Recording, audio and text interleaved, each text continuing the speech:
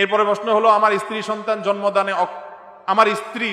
জন্মদানে অক্ষম, এখন কি আমি তাকে তালাক দিয়ে দ্বিতীয় বিয়ে করব নাকি তাকে রেখে দ্বিতীয় বিয়ে করব, জানালে উপকৃত হব।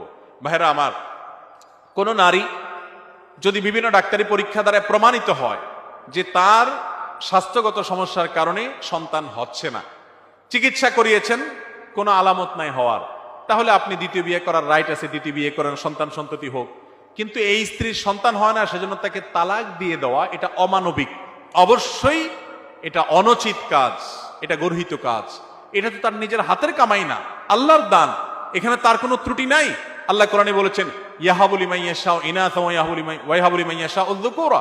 আল্লাহ যাকে ইচ্ছা তাকে কন্যা দেন, যাকে ইচ্ছা তাকে সন্তান দেন, আবার কাউকে কন্যা সন্তান ছেলে সন্তান দুইটাই দেন, আবার যাকে ইচ্ছা তাকে ওয়াজআলু মান ইয়াশাউ আকীমা, বন্ধা রাখেন, কিছুই দেন না। এই জন্য ভাইরা আমার, এই জাতীয় ক্ষেত্রে